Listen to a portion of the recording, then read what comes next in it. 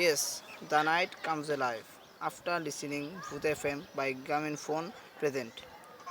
আজকে আমরা একটি নতুন এপিসোড নিয়ে আপনাদেরকে শোনাতে এসেছি।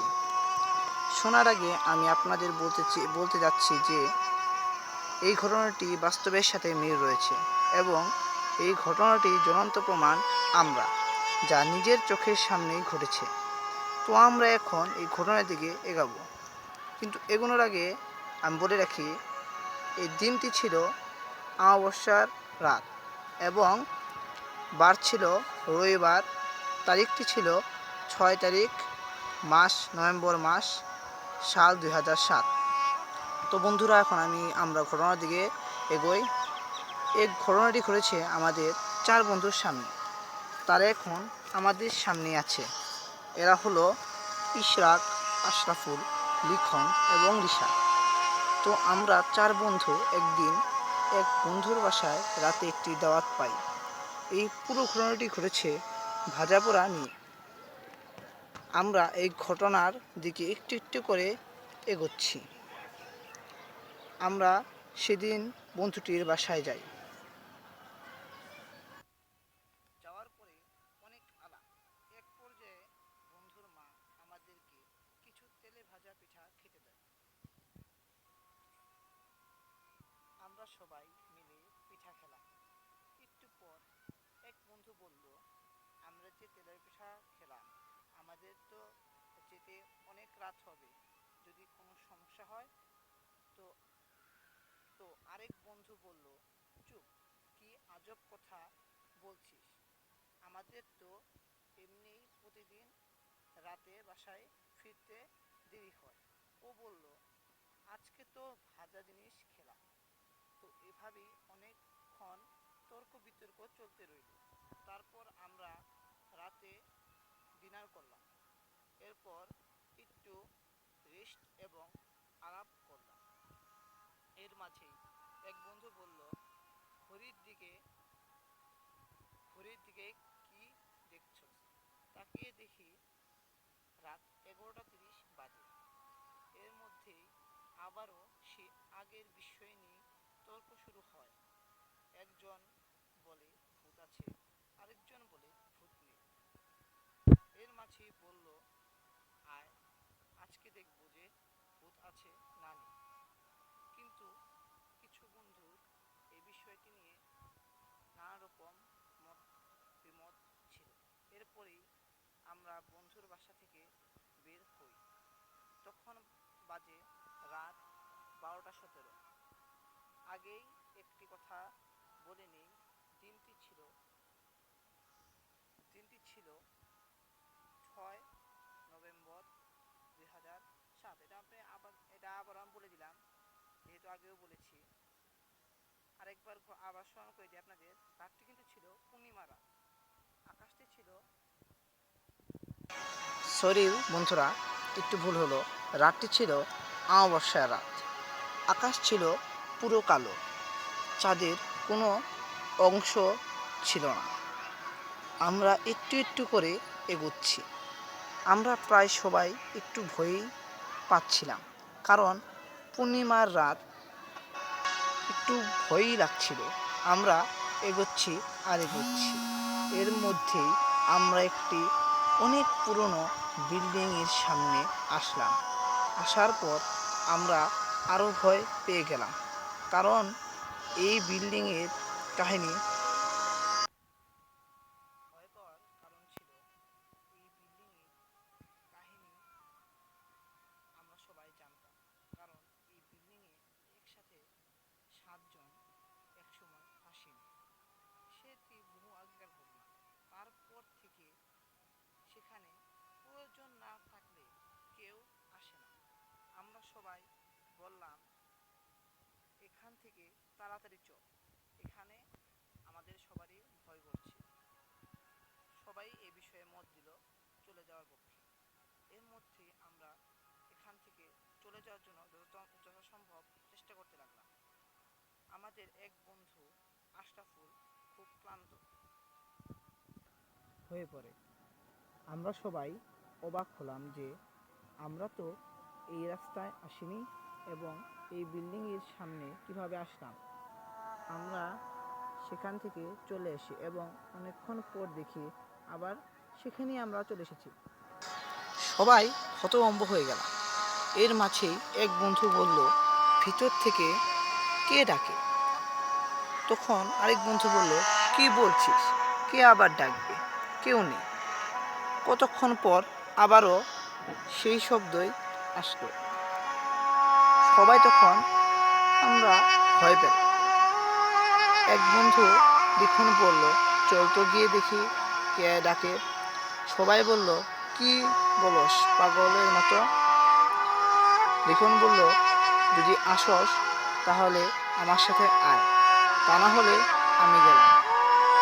আজ আমি দেখবই কি হচ্ছে এই বিল্ডিংয়ের ভিতরে। ভিতর থেকে যেন কেমন আওয়াজ আবারও আসলো।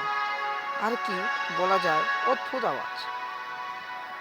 ভয়ে আমাদের শরীরের লোম দাঁড়িয়ে গেল। তাও আমরা সেখানেই যাচ্ছি। আমরা ঘরে প্রবেশ করার সাথে সাথেই অনেকগুলো বাদুড় উঠছে। তো দেখুন বলল, এখানে তো কেউ নেই, কে আওয়াজ করল? তখন ইশরাক বলে, ওই ভূত না তো? তখন আমরা আরও ভয় পেলাম। তখন এক বন্ধু বলল, এগুলি বলিস না তো, ভূত বলতে কিছু নেই। একটু পর মনে হলো কে যেন হাঁটছে। সবাই তখন আরও বেশি ভয় পেয়ে গেল। আমরা ভালো করে খেয়াল করে দেখলাম যে আসলে কে যেন হাঁটছে। তখন আমাদের ভয় আরও বেড়ে গেল। সবাই ভয় পেয়ে চিল্লানি দিলাম। এর 10 সেকেন্ড পরেই আমাদের 4 জনের মধ্যে এক বন্ধু নেই। সে ঘরে ছিল 5টি রুম। আমাদের কাছে যে ফোনে ফ্ল্যাশ লাইট ছিল সেটি হঠাৎ করে বন্ধ হয়ে গেল। তখন আমরা আরও বেশি ভয় অনুভব করলাম এবং সবাই একে অপরের হাত ধরেছিলাম যাতে আর কারো অতটা ভয় না পায়। আমরা ভয় পেয়ে যে কখন অজ্ঞান হয়েছিলাম সেটা আমরা কিছুতেই বুঝলাম না। আমাদের জ্ঞান আসলো সকালে। সকালে জ্ঞান আসার পরে দেখি আমাদের 4 বন্ধুর মধ্যে এক বন্ধু নেই। তখন আমরা অনেক ভয় পেলাম। আমরা ওকে অনেক সকালে অনেক খুঁজলাম, কিন্তু কিছুতেই ওকে পেলাম না। সকালে যখন আমরা আবার যাই 3 বন্ধু মিলে, তখন বিল্ডিংটি ছিল খুবই স্তব্ধ। সেদিন রাতের মতো কোনো রকম শব্দ আমরা পেলাম না, না কোনো বাদুড় উড়ল, না কোনো শব্দ। আমরা ভাবলাম যে এখন কোনো হয়তো ভয় নেই। তখন আমরা আস্তে আস্তে বন্ধুকে খোঁজার জন্য এক একজন এক এক রুমে চলে গেলাম, কিন্তু আমরা কোনোভাবেই বন্ধুকে খুঁজে পেলাম না। তারপর আমরা কতক্ষণ বাহির দিয়েও বন্ধুকে খুঁজে পেলাম। তারপর আমরা অনেক চিন্তিত হলাম। আমরা ওর কথা অনেক ভাবলাম এবং তার সাথে ভাবলাম ওর পরিবারের কথা। আমরা ওর পরিবারকে কি জবাব দেব? আমাদের মধ্যে আগে বলে রাখি, যে বন্ধুটি হারিয়েছিল তার মা তাকে যেতে আপত্তি করেছিল, কিন্তু আমরা তাকে জোর করে নিয়ে এসেছিলাম। তাই আমাদের মধ্যে সেই চিন্তাটি আসলো যে এখন আমরা তার মাকে কি বা জবাব দিব।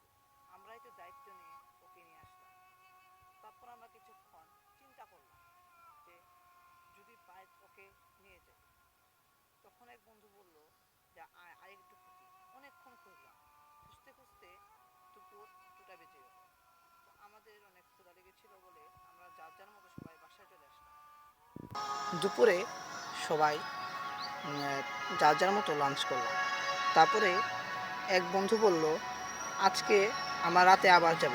কারণ তারপর বিকালবেলা আমরা 3 বন্ধু একসাথে হলাম এবং সবাই সিদ্ধান্ত নিলাম যে আজকে রাতেও আমরা বন্ধুকে খুঁজতে সেই বিল্ডিংয়েই যাব। তারপর আমরা রাত 12টার দিকে বের হলাম। তারপরে আমরা হাঁটতে হাঁটতে যখন বিল্ডিংয়ের কাছে যাই, তখন 2 বন্ধু আপত্তি জানায় যে আমরা যাব না, কিন্তু তার মধ্যে যে সাহসী বন্ধু ছিল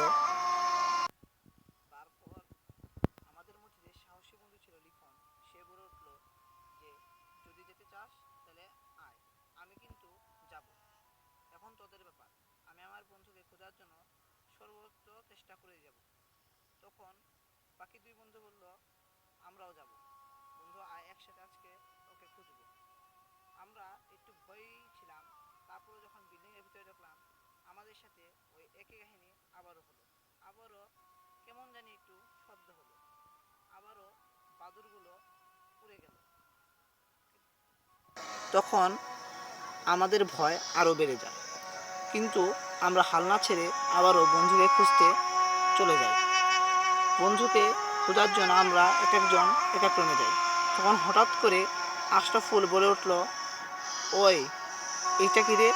পরে আমরা সবাই যখন কাছে গিয়ে দেখলাম, তখন দেখি আমাদেরই বন্ধু বসে আছে। তখন লিখন হাত দিয়ে স্পর্শ করল। সাথে সাথেই ও জানি কেমন করে উঠলো, যা ছিল আমাদের কল্পনার বাইরে। আমরা সবাই একটু ভয় পেলাম। যখন আমরা ওর চোখের দিকে তাকিয়েছিলাম, তখন ওর চোখ লাল হয়ে গিয়েছিল। ও হঠাৎ করে উঠে দাঁড়ালো। আমরা সবাই একটু ভয়ে পেয়েছিলাম। তারপরও আমাদের সবার সাথে একটি অন্যরকম আচরণ করলো, যা বলা যায় অস্বাভাবিক আচরণ।